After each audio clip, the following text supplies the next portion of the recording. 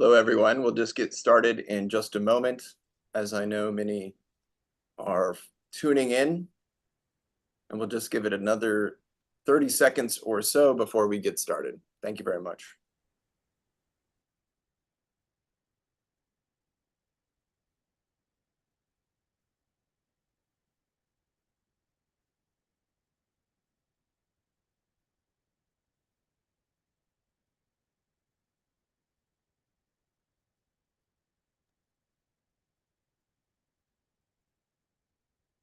Let's get started. Thank you all for joining today's webinar. My name is David Halperin. I'm the CEO of Israel Policy Forum. Today's webinar, we will be discussing what we're describing as a critical juncture in the Israel-Hamas war, and it certainly is a critical juncture for the 5 core principles, the 5 core concerns that Israel Policy Forum outlined a few months ago. That is for our concern for Israel's security, for the humanitarian situation in Gaza, for the need for a revitalized and reformed Palestinian leadership, for regional engagement and efforts to be made to create a pathway toward a Israel-Saudi normalization agreement that would reinforce a pathway to an Israeli-Palestinian one. And lastly, the ongoing and future commitment of the United States that is so critically necessary to advance these core goals. And we are certainly at a critical juncture for all 5 of these elements. For Israel's security, amidst 5 months of the current war and deep concerns about growing tensions in the north, just days prior to Ramadan, where there are concerns of heightened tensions in the Jerusalem area and elsewhere. For the humanitarian situation, growing concerns for the fate of the 134 Israeli hostages still held by Hamas, and of course for the deteriorating humanitarian conditions in the Gaza Strip that have become so critically important to address in this moment. We've seen recently the Palestinian Authority take measures at the beginnings or signaling the possibility of reform with the resignation of the Palestinian Prime Minister, even as we have seen Palestinian efforts at discussing the possibility of some form of Fatah-Hamas unity. On Israel-Saudi normalization, we've seen a US effort seeking to advance a framework for a day after the Israel-Hamas war that would enable for the normalization of Israel-Saudi ties, a dialogue about the day after that has been sorely lacking up to this point. And of course, the ongoing engagement of the United States has been critical from day one. And we're beginning to see a more determined US effort on issues like the humanitarian response. And I remember there have been, I recall there's nearly every year passes by where those of us who watch Israel so closely watch the presidential State of the Union without great expectation that Israel will be mentioned at all. And I think tonight, as we await the president's address, it's safe to say this will be among the issues that is placed at center stage in the president's remarks later tonight that we will all be watching very closely. I want to invite you all to ask questions throughout our conversation today at any time by using the Q&A function at the bottom of your screen to type your question. We'll be sure to get to as many as we possibly can. And before I introduce our guests, I want to thank you all for joining us, and I want to thank you for your participation and your engagement and your support of Israel Policy Forum's work. Since October 7th, we have convened, I think, more than 125 programs reaching 23 cities, active engagement in Washington, and doing very challenging and difficult yet important work, providing reliable information when that information is too few and far between. I think our role as a reliable source of content and information at this time has been critical.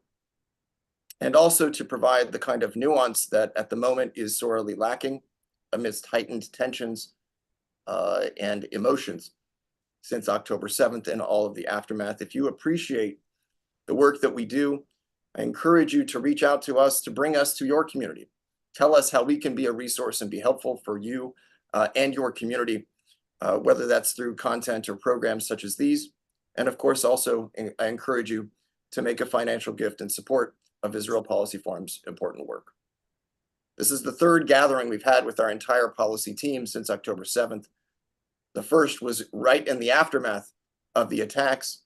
The second, amidst the achievement of the first hostage agreement that was reached, the first temporary pause, I should say, between Israel and Hamas that included a deal on the release of hostages. And we are here now at, again, this critical juncture in the state of this conflict. And I appreciate you all joining us, and particularly my colleagues. With us today is Neri Zilber. Neri, you all, I hope, know as a host of Israel Policy Pod, our podcast. The most recent episode just dropped this morning with Michael Milstein, a very influential analyst of Palestinian affairs inside Israel that I highly encourage you all to take a listen to. We're, of course, joined by Nimrod Novik, our Israel fellow, who also had a recent op-ed in Time magazine on the need to not reject the emerging Biden plan for getting to the other side of this conflict, which I highly encourage everyone to check out. We're also joined by our Diana Guilford Glazer, Senior Director for Policy Research, Shira Efron, who has had recent trips to Washington and been highly engaged in discussions on the latest and breaking developments, and of course, our own Chief Policy Officer, Michael Koplow. And if you have not yet read his Thursday column today, you're doing it wrong, and I hope you'll all immediately read it after our conversation today. We're going to touch on three levels of all of these many moving parts today. The first is the near term, the tactical, how the parties are responding to the issues that are in the news today, where they're going to look to the wider strategic picture of where things are headed. And we'll also talk about the broader political environment that is shaping the policy options going forward. I want to start by turning it over to Neri. Neri, if you could set the table for us. Even as I'm going to encourage questions throughout, and again, I want those questions to come as throughout the conversation today. But Neri, maybe you could set the table for us. What are you watching right now? What should we be watching? What are the latest developments as of this hour? So good evening, everyone from Tel Aviv. It's great to be with you all once again. And I think the word juncture is a key point in the title of tonight's gathering. Look, this is a very different war today than it was even a month and a half ago, let alone the previous times that we all gathered here. Gaza itself, the campaign by the IDF inside Gaza, very different than what it was even just a short while ago. At the height of the ground offensive by the IDF, say in December and into January, you had over 4 IDF divisions inside the Gaza Strip. Today, as we speak, there are 5 brigades inside the Gaza Strip, primarily in and around Khan Yunis in the south by the 98th Division of the IDF. And then you also have the 162nd Division cutting Gaza in half in the Nitzarim corridor, essentially just south of Gaza City, but really just conducting raids and holding that corridor. So a very different reality just in terms of the Israeli military campaign in Gaza.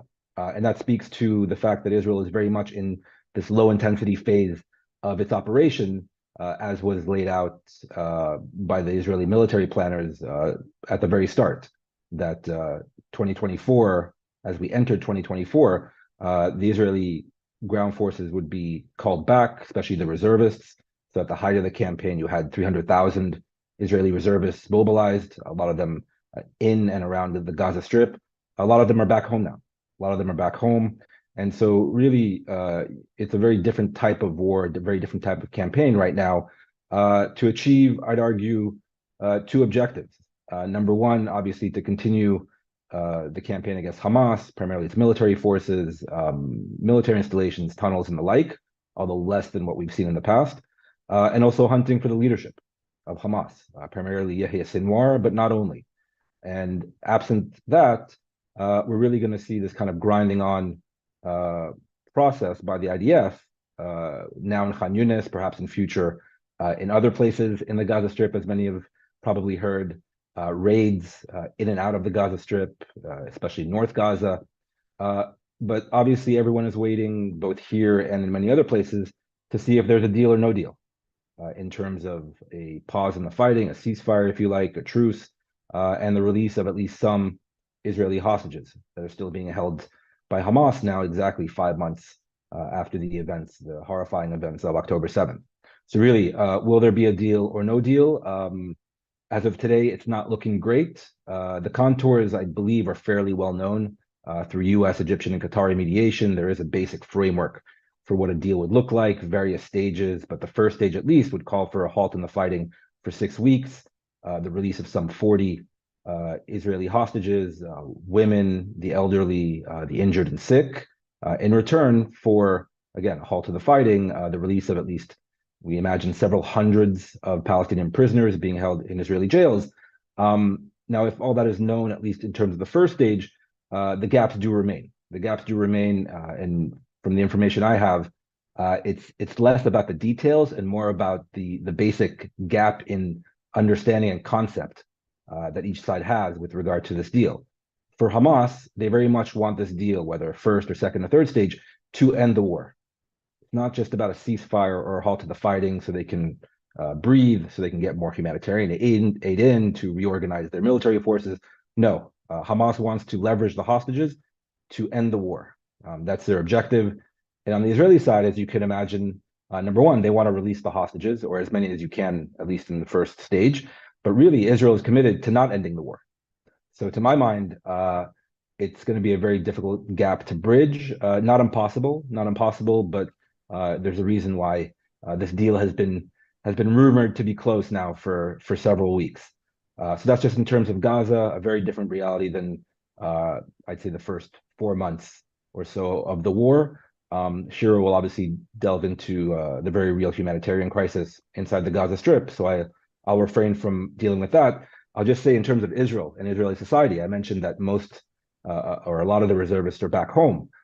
For Israel, both in terms of Gaza and even to a certain extent, but a lesser degree in the north, the understanding of the war is very different. There's a certain normalcy that has returned to Israeli society if you don't live in southern Israel, very, very close to the Gaza border, and if you don't live right on the northern border with Lebanon, say 10 or 20 kilometers south of the border. Otherwise, a lot of your husbands or brothers or sons, or also daughters and mothers, are back home, at least for a little while, until maybe they'll be needed further on down the line.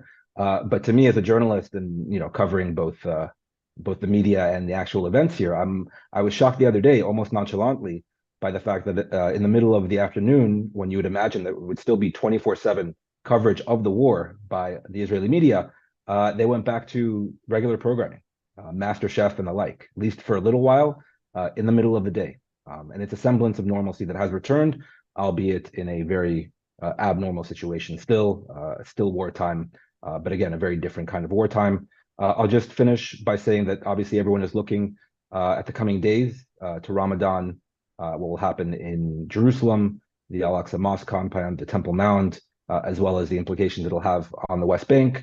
Hopefully that will pass quietly. The Israeli government will have a lot to do with that. But make no mistake, Hamas will try to inflame tensions both in Jerusalem and in the West Bank. That may be a calculation on their end to see and wait at least a few more days or the first Friday of Ramadan next week to see if really Jerusalem and the West Bank can be leveraged to ignite other fronts in the region, in the surrounding area, something that Hamas and Yahya Sinwar were not able to do after October 7th, I would imagine, much to their chagrin. So with that, I'll stop. And obviously, there's the northern border with the cross-border fire, but maybe we can get into that a little bit later. Yeah, there's just no shortage of crises, all packaged into the wider crisis that we're facing. Shira, I wonder if you could speak to the crisis that has received tremendous attention, of course, in the past week, and that is the humanitarian situation unfolding in Gaza. I'm curious if you could comment just on where you see this current crisis heading, and any comments. We have numerous questions already in the chat about the State of the Union this evening. and what might be announced by the Biden administration, or is expected to be announced by the Biden administration, to build a pier of sorts in order to enable an increase of humanitarian supplies. I'm curious what you make of this and the recent airdrops, and where do you see this humanitarian crisis going? How do you see this situation unfolding? Thank you, David. It's good to be with you all here and with my friends. I'm not a bearer of good news on the humanitarian situation, despite greater attention, despite having humanitarian envoys of different countries and having several very high-level UN officials dealing with this. We're only seeing the humanitarian situation deteriorating, especially since the last hostage deal. There are real objective reasons for why this is. This is also, an Israeli leverage for a hostage deal. There are serious issues with Hamas diverting the aid to its own needs. But we're coming down to a situation where even voices like Jamie McGoldrick, as the senior humanitarian coordinator from the UN, someone who's usually very not an alarmist, was warned today about large-scale famine in Gaza. We're hearing reports of growing numbers of malnutrition among children, increasing diarrhea and intestinal diseases because of contaminated water, of course, no access to healthcare, electricity, what have you. And this after 5 months of such hostilities, right? In an area that's largely is not receiving much aid. This was very much expected, and unfortunately, I think that all sides could do better. I think that the conversation tends to focus on food and water or healthcare, and these are all. It's fine to speak about sector specifics and what you need to do in shelters. Obviously, people are on the street. 80% of Gaza's population is displaced. The thing is that if you look at the whole picture systematically and comprehensively, you can see that there are a variety of bottlenecks from when you look from like the donor to beneficiary, right? So we tend to think that funding is unlimited, and the president today, I'll get to this in a moment, is going to announce, another big initiative. But funding, in fact, is limited. The UN's flash appeal from October is not fully funded yet. And we've been seeing this donor fatigue for a long time. So funding, this whole coordination, I got to say, within the UN is a mess, but also between the UN and Israel, there needs to be some sort of rapprochement there, not only at the highest levels, but also on the ground, because it's not as effectively as it should be. And it's also between the Egyptians and the Israelis. It's all the coordination is lacking. And then the biggest thing we're saying is the number, the access, the roads, deconfliction, protection of aid and aid workers. I mean, one key thing is how do we flood Gaza with more aid? Right? And then we bring it to crossings. The crossings are very limited, and this is what the president wants to talk about today. But also, once it hits Gaza, how do you secure the aid? How do you secure the aid and the aid workers from incidental IDF strikes, which happens, from Hamas, and from looters, which could be the public or criminal crimes? And this has been the major issue. And finally, and I guess we don't have time to touch on all this, but technical solutions, and this is what a port in Gaza and Nimrod here, those of us who have been working on these issues for a long time, I don't know how many plans I have in my drawer for a floating dock in Gaza since I don't know how many years. So the technical solutions are all there, but the questions are political. There's the political question on the side of Israel. Does Israel allow it? But there are also political questions inside Gaza. Who do you let secure the aid? It's going to be Hamas, like until now. Is this an opportunity for coming up, starting implementing the vision of President Biden of bringing the PA back in and having Palestinian security forces? Or you go with the Somaliland version, which unfortunately is taking place. And this is what we saw with the half-baked plan, that incident of last week, when you have some clans and sketchy business person with ties to Egyptians or Emiratis, that they secure the aid, and they are both empowered, but also I don't know if they can be trusted. Obviously, it has not worked so well in that incident, and we're not sure if this is going to go work well in the future. There are definitely better plans. I'll just say, in terms of what the president, according to what I'm hearing, is that will announce that the U.S. military is going to actually lead an emergency mission to establish a port. Now, it's not going to be a port. It's going to be either a floating dock or barges on the Gaza coast, but it's going to be something substantial, so it can receive large ships carrying food, water, medicine, all these things. And also, which I think is not more important, but also important, some pilot plan to deliver aid directly to the northern part of Gaza. So what happens now is that the crossings, Rafah, Nitzana, Kerem Shalom, they're all in the southern part of Gaza. And so the little aid that comes in and needs to get north, where most of the population is displaced, only 300,000 people or so left, is looted on the way. And because we have so very few trucks going there to begin with, the aid is very, very precious and very difficult to get there. So it would make much more sense to go through crossing straight in the north of Gaza and deliver the aid directly. And the president announced that this pilot is gonna begin also. And the UN, in the briefing, which was not made public, but it is in their briefing, they did say that they're going to go with this pilot. I think those are great things. But I see some of the questions. These are things that have been in the works for months. So the pilot in the north has been something that Israelis have been talking about for a long time. So it's great that the U.S. is giving a push, but this is not like sticking it to the Israelis and the U.S. going to do it alone. It's something that Israel has been talking about. It hasn't been implemented yet. And the maritime route, which means that the donors would bring the aid to delivered aid to Larnaca and Cyprus. Israel will do it. Will going to be Israeli guided security checkup. The inspection is going to be Israeli guided. Either the Cypriots going to do it, but there have been Israeli delegations going there all the time. Then it's going to be you have the aid delivered to this new port that it is coming to on the Gaza coast, but at least what I'm hearing from U.S. officials now, when I ask the question, okay, and then since it hits the dock inside Gaza, how does it get to the beneficiaries? And they're like, not solved yet. So this issue of security of aid and making sure it actually gets to those who need it the most is very far from being solved. Yeah, no, I appreciate it. Tough overview. We have lots of questions on that, but I want to bring in Nimrod on the regional level. There was the proposal put forward by Netanyahu was sort of a one-page outline of the supposed day after that largely articulated a long-term Israeli presence, ambitious goal at de-radicalizing Palestinian society and Arab engagement in the rebuilding. Now, of course, it seems we are far from discussing the day after, or we're far from that moment in the day after. But I wonder, in your conversations with folks around the region, how are they looking to this situation? Is there more the region can be doing on the humanitarian side? What is their appetite to engaging with Israel on the questions of the day after? What are you hearing in the wider picture? What we hear is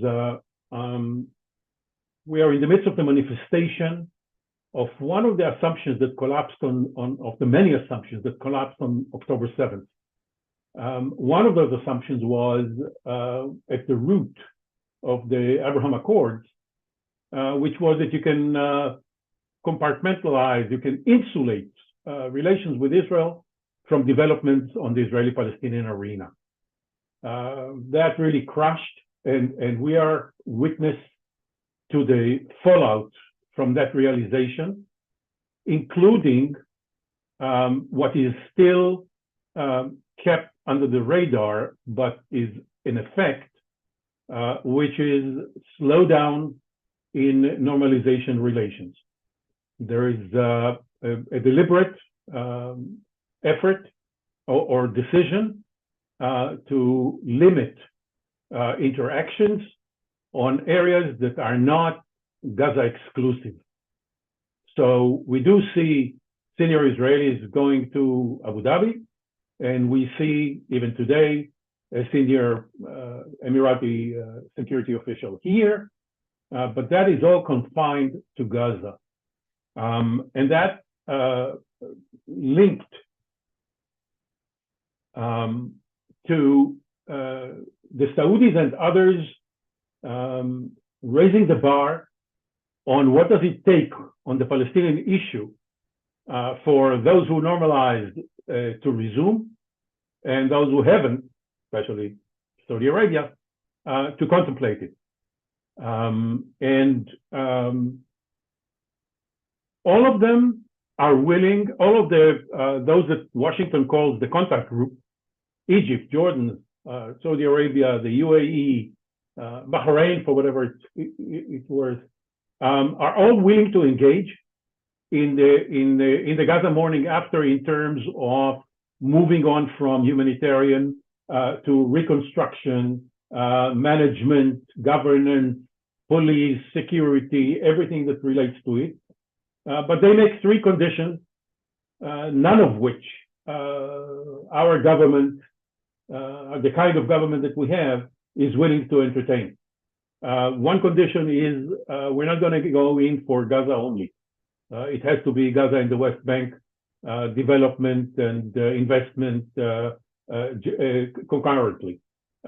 Second is we're not going to go into project or development or governance in Gaza unless it is sponsored by the Palestinian Authority. They're not naive. They know that the Palestinian Authority has no shape in its miserable condition, cannot run Gaza, hardly run Ramallah, but they need the symbolic legitimization that whatever they do was invited by and facilitated through the Palestinian Authority, until the Palestinian Authority undergoes that thing that President Biden is the copywriter of the RPA, Revitalized Palestinian Authority. All three are, for the Israeli government, out of the question, and therefore their interpretation of the memo that you mentioned of the Netanyahu plan, so to speak, for the morning after, is a prolonged Israeli occupation, open-ended Israeli occupation. They're very much concerned about it. They believe that an open-ended Israeli occupation of Gaza is a prescription for perpetual violence. They believe that that will affect stability on the West Bank and may go even beyond that. So the next disaster or series thereof are predicted unless Israel changes course in a substantial way. They are all convinced that no matter how far Israel has gone and might yet go in destroying the Hamas military capabilities and governance, no matter how successful that might end up being, there will be a residual Hamas capacity to torpedo any effort that does not include Hamas interest in one way or another. They are all talking about the need for eventually some say we don't have time to wait for some kind of mediation between Hamas and the PA. Again, Israeli veto is quite obvious on that one.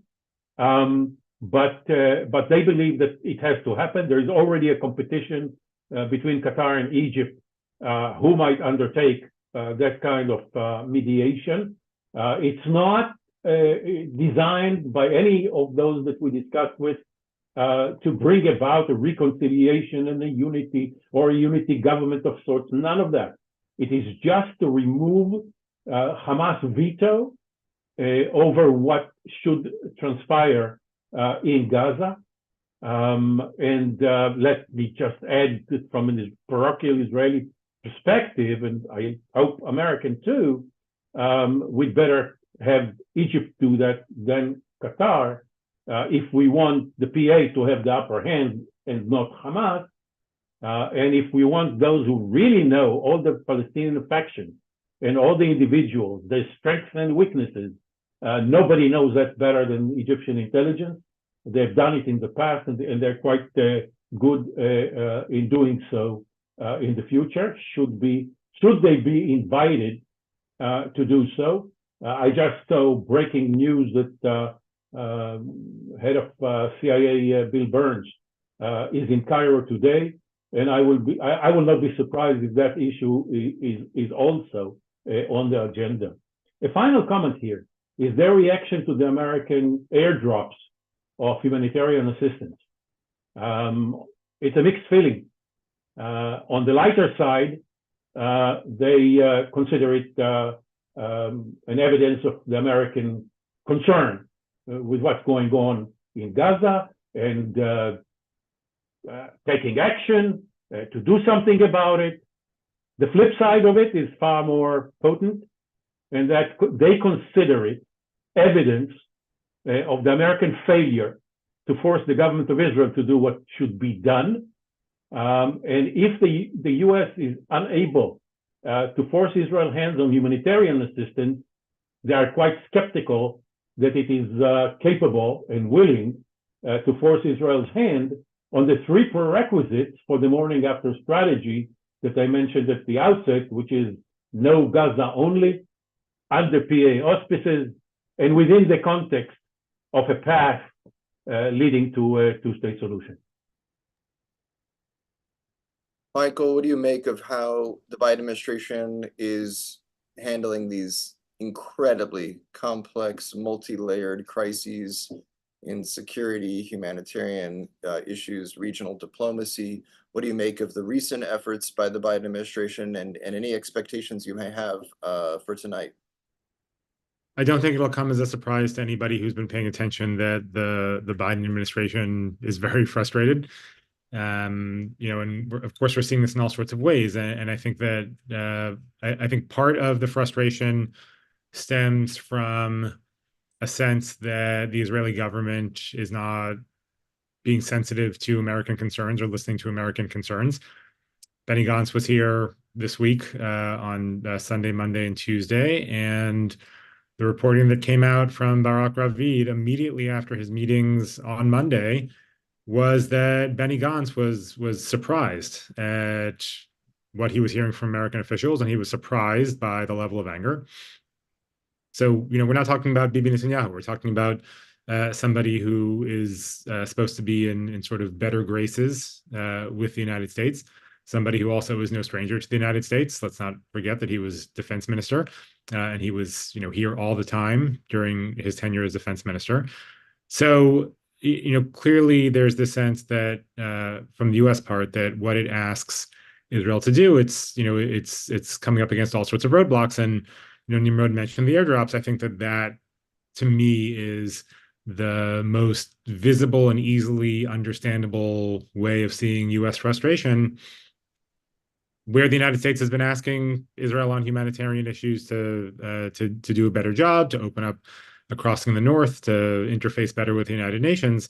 And now we have the U.S. and other countries, but particularly the U.S., making these airdrops inside of Gaza, which is something that's reserved for hostile enemy territory. It shouldn't be reserved in the U.S. perspective for a situation where its closest partner in the region is controlling the crossings and what goes in and out. So I think that's one level of frustration. I think the other level of frustration comes from what the U.S. perceives to be a lack of Israeli planning. And we see this around the arguing over whether and when an operation will happen in Rafah. And we see this with the situation with the aid convoy last Thursday, where people will remember literally back to mid-October, when you had President Biden and Secretary Blinken and other U.S. officials literally joining meetings of the Israeli War Cabinet and Security Cabinet and saying, what is your plan for various things? If you don't have a plan, this is going to go south very quickly.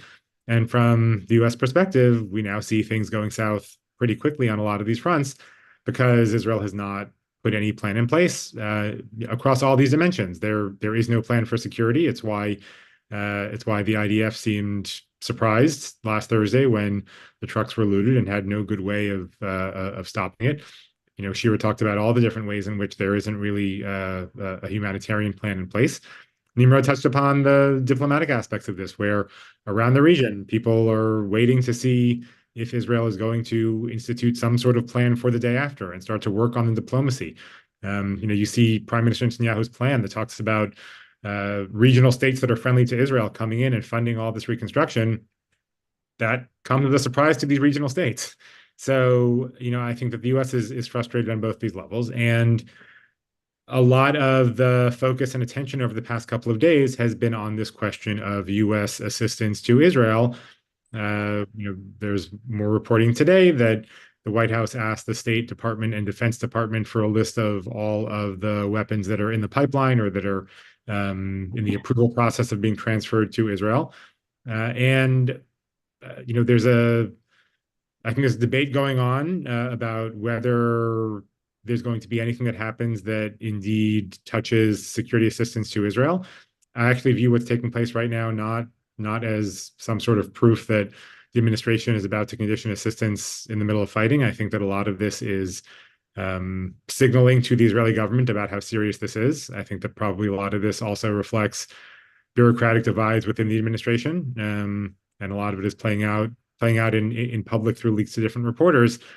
But whether or not the U.S. ends up stopping the flow of arms to Israel to use in Rafah or in other ways, I think that Israel should be taking this seriously, because it really is a reflection of the deep frustration in the administration, in Congress, and in Washington in general.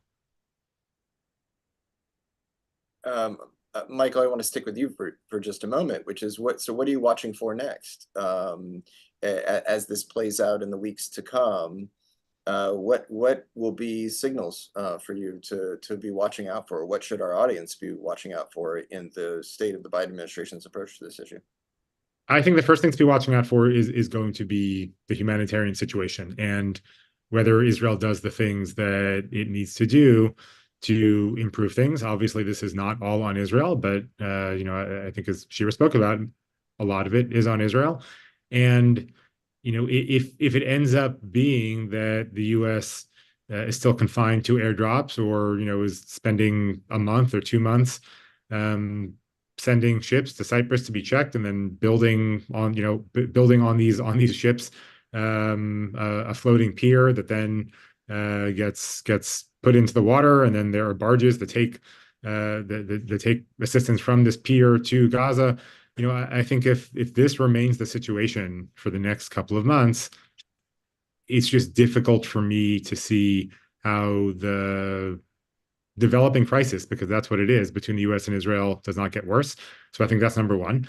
Number two, if there is no hostage agreement, and I desperately hope that there is, but if there is no hostage agreement in return for a temporary ceasefire, either by Sunday when Ramadan starts that evening, or quickly following after the start of Ramadan, then there have been a lot of Israeli statements about an operation in Rafah that obviously the U.S.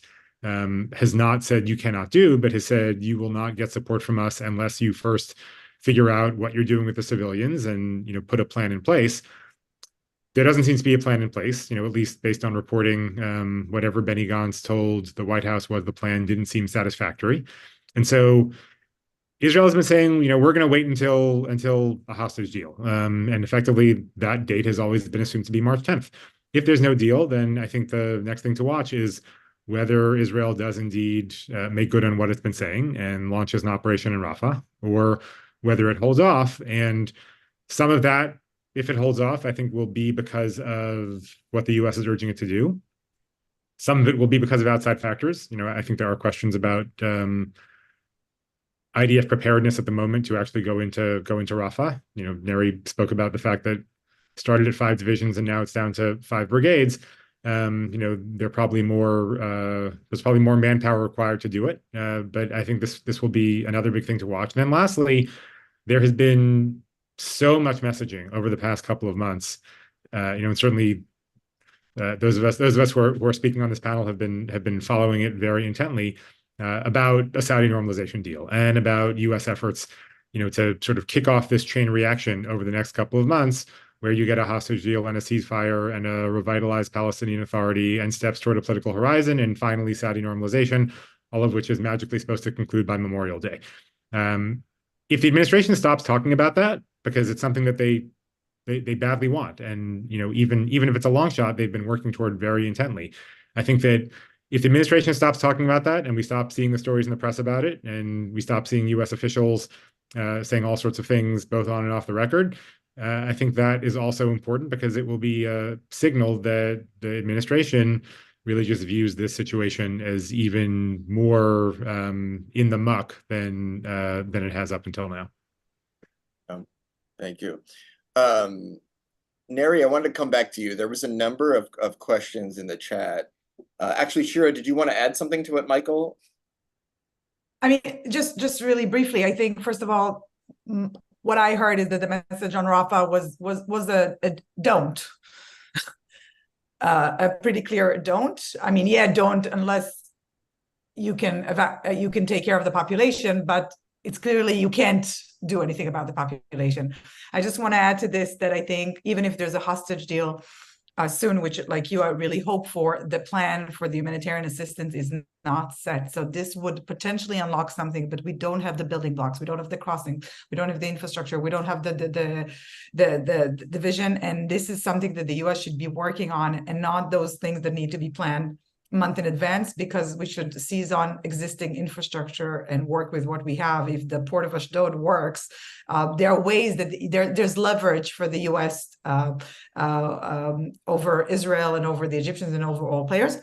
And just final point, this I don't want to go into the weeds, but there's something between the situation on the ground now and what the Americans want for the day after, right? This whole vision with bringing the region and the two-state solution and the PA, and something that I think is such a low-hanging fruit, which also within the Venn diagram of what the Israeli political system can digest here, is involve the PA in the humanitarian effort.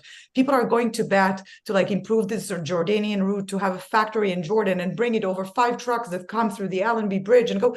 What's the problem of setting up a food factory or increasing food assistance from the West Bank? We're all concerned, including the Israeli cabinet, about the fiscal situation of the PA, about the stability and the economy of the West Bank, a tent factory in Hebron, bringing medical teams, having a pilot with the Palestinian security forces, clearing unexploded ordnance with the Palestinian civil defense. So anyway, I'm thinking that we can't keep talking about today's problems, and with a bigger vision, and along the way there's certain things that can be done that maybe would show a clearer path there between the stuff that I'm working on and the vision that Nimrod and Michael were describing.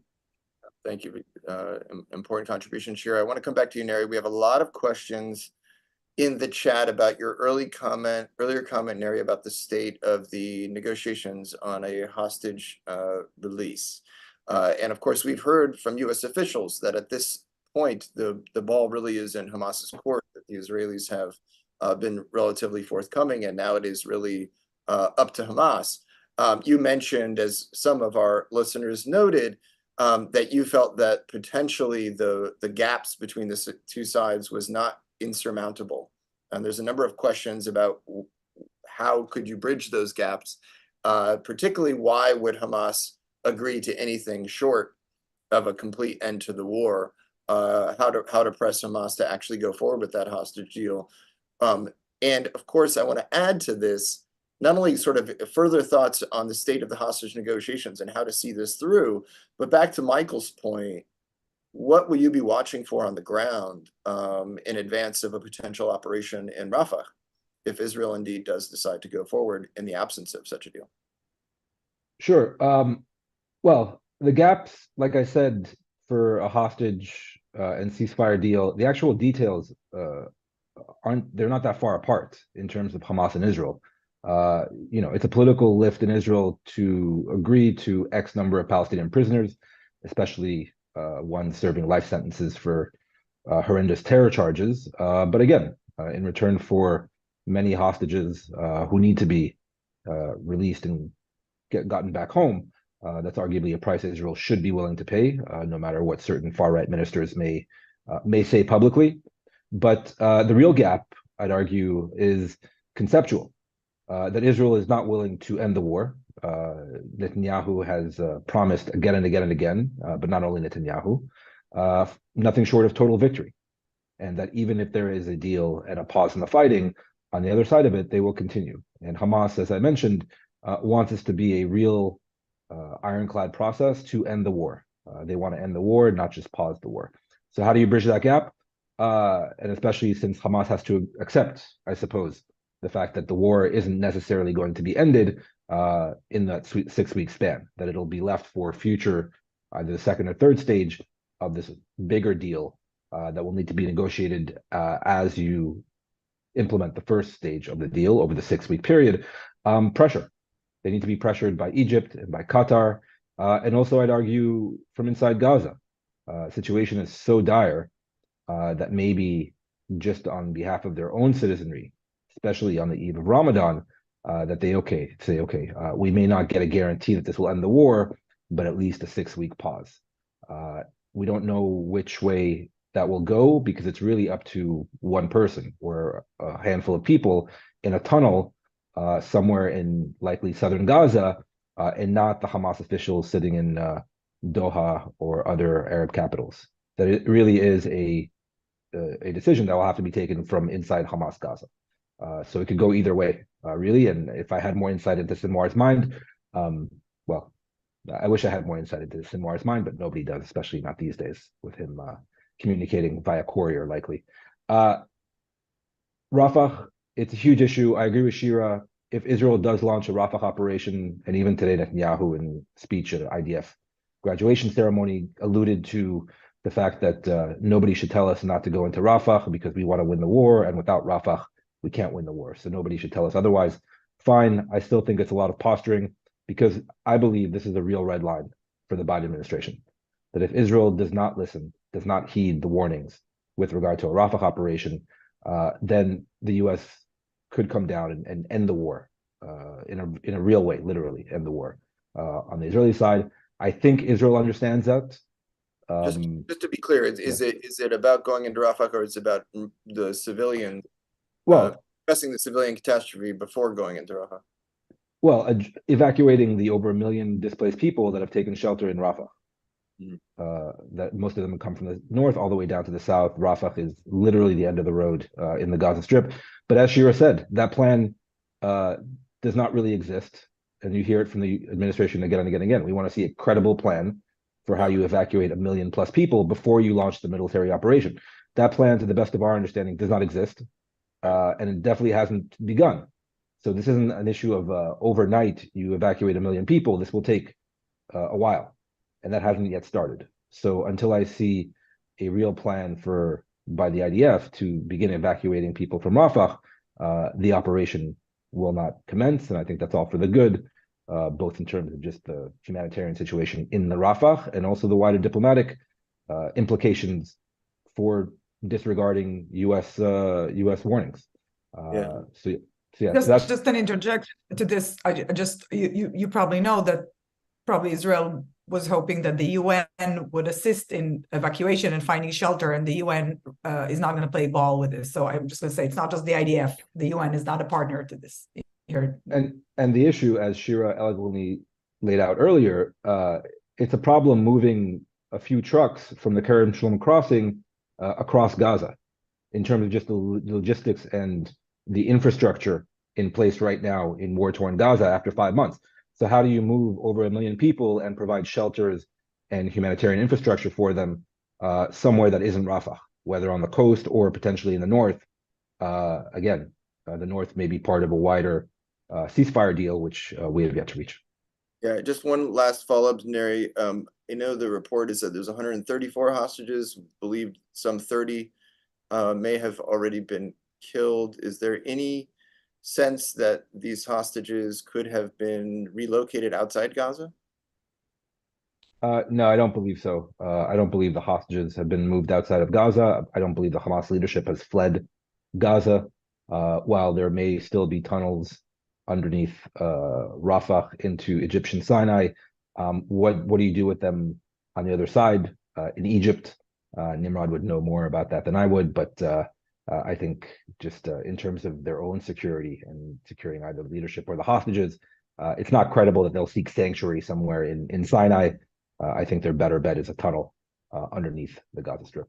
So Nimrod, I want to bring you in, but I got to bring you in for the question that we've received. I don't know, we've received about 50 questions over the course of this webinar, and I'm going to go with 35 or 36 of them are about Israeli politics. And so I'm going to give you that question, which is the state of Israeli politics, the state of the coalition. Of course, welcome your thoughts on everything you've heard from your colleagues, but what should we be watching for in the next steps in the back and forth around Israeli politics as relates to all of these matters, the potential or not for a hostage deal, the potential of preparing for a Rafah operation, growing tensions with the United States, a war cabinet that has remained intact and been on solid ground. Is that to continue? What do you expect on the Israeli political front? I just wanted to make, I'll come back to this, of course.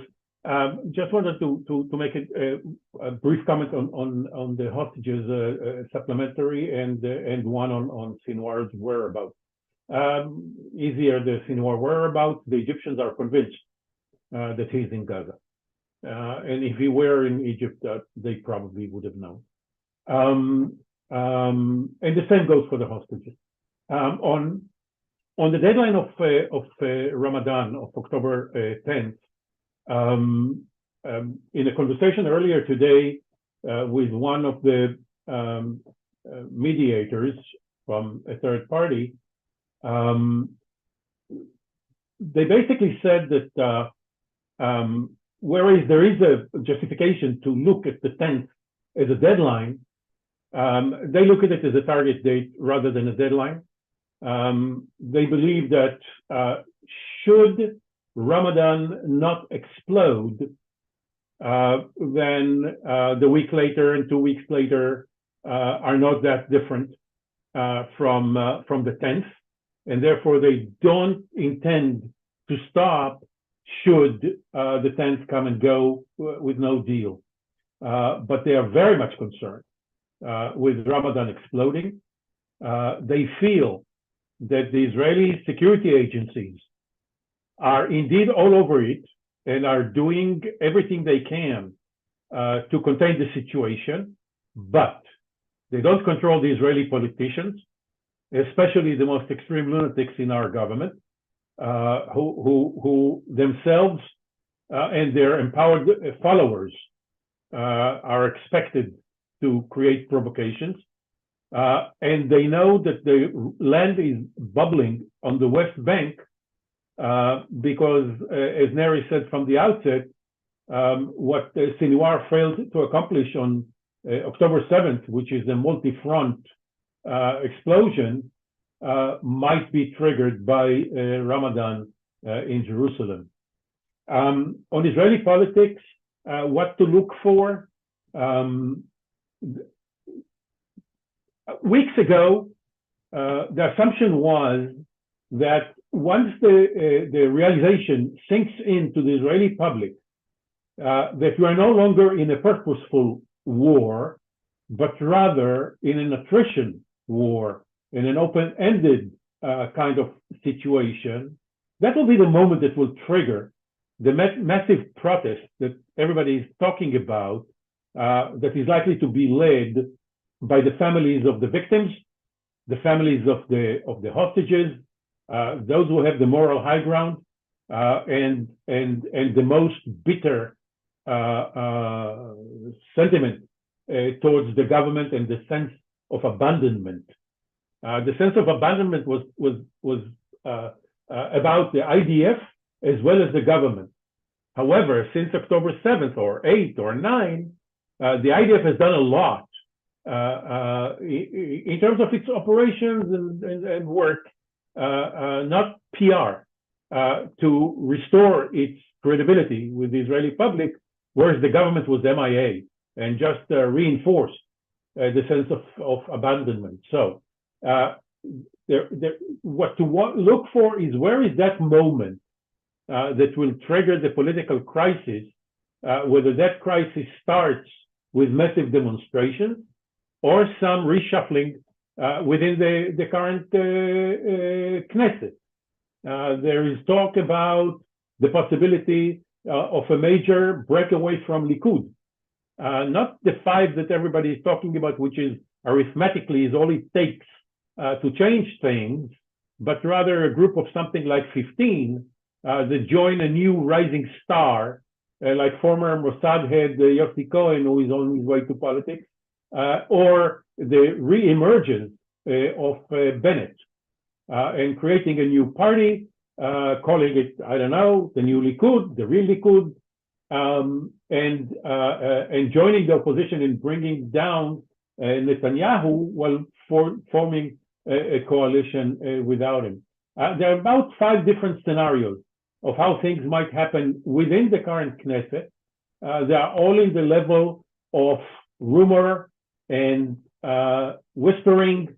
We have not seen the bold leadership that will lead there.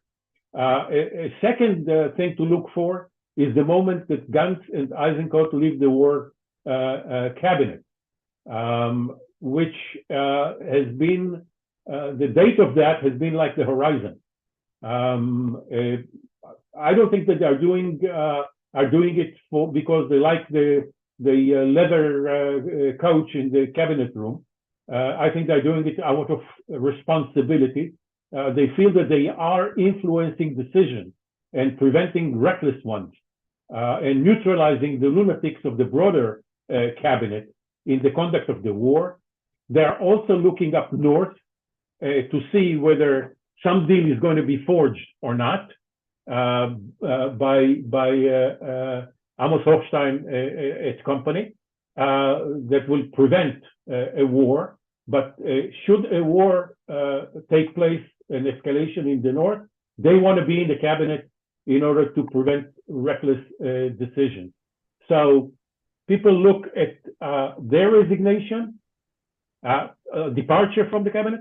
People look at the resignation of the heads of the security establishment that took responsibility for October 7th as a moment that will send a message to the public that the purposeful war is over and the time is ripe to call the government to account.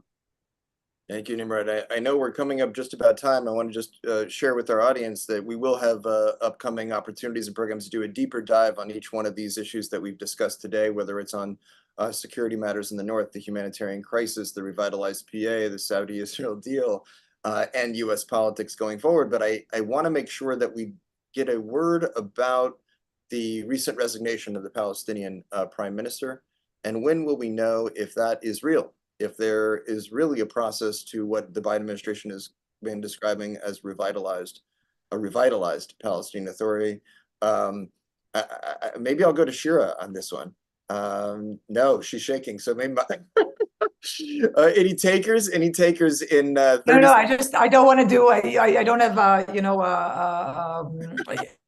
It's hard for me to guess what will happen next. You can assess what happened so far, but I think Nimrod can guess. Yeah. So I'll ask Michael to say a word and Nimrod, and then we'll come to a close. Yeah, I'll say quickly. We'll know based on who gets appointed in Mohammed Shtayyeh's place, because there's a fight taking place within Fatah and between the PA and the United States and the Saudis and the Emiratis over who's going to replace him. Mahmoud Abbas wants it to be Mohammed Mustafa, who's his own longtime advisor, even while he is technically a technocrat. And other parties want other people, whether it be Salam Fayyad or Nasser al-Qudwa or other names that may not be on the radar. So I think that if a new technocratic government is one that is just as beholden to Abbas, then we'll look at this one way. And if a new technocratic government is actually an independent technocratic government, then we'll look at it a different way. But as to which of these options is going to emerge, I have no way of predicting. I will just venture a prediction. I venture a prediction. Until the relevant Arab party gang up on Abu Mazen, jointly with the donors in the US. Until that happens, it will be another crony of Abu Mazen, and he will not yield control.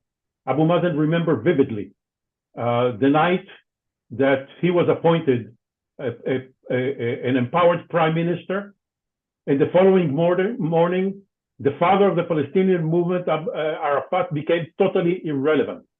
And he's not willing to go that route, and therefore he will not become a bougie, a ceremonial president, as long as he can resist.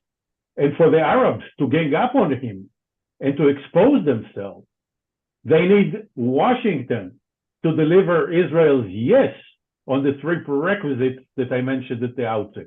And since this is not going to happen anytime soon, my money is on reform for show and not the substantive reform.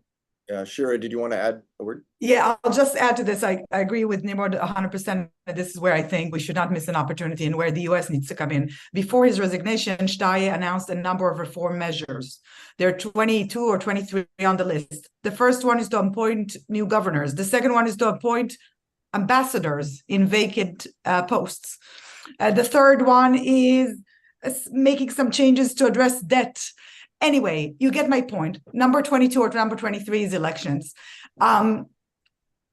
This is too important of an issue to be just cosmetic, as Nimrod suggested. And this is, if the US is serious about it, they should get this hard work done with the regional coalition, with those who have leverage, and get the PA seriously reformed so it can be an effective government for its own people, both in the West Bank and Gaza. And I'll just say, it sounded like I was criticizing the Biden initiative on the port and other things. I'm not, as someone who's been working on humanitarian stuff in Gaza since 2018. I'm all for, more and more and those long-term things, and having a port that could be temporary and then maybe transition into something permanent. These are all great things, but we don't have to be as ambitious. There are things we can do now as we keep planning for the bigger things. Sorry, we're over time. I appreciate everything, all your contributions today and everything that you all do every day. And I appreciate everyone for joining us again. I hope you'll continue to follow us, listen to the podcast, read Michael's column, check out everything that we're writing, and please support our work. Visit us at Israel-Policyforum.org to learn more. And I look forward to seeing everyone on this webinar next week when we have a leadership delegation in Israel. Look forward to seeing you in Tel Aviv. And to having more to share with our community on the other side. Thanks all for joining us, and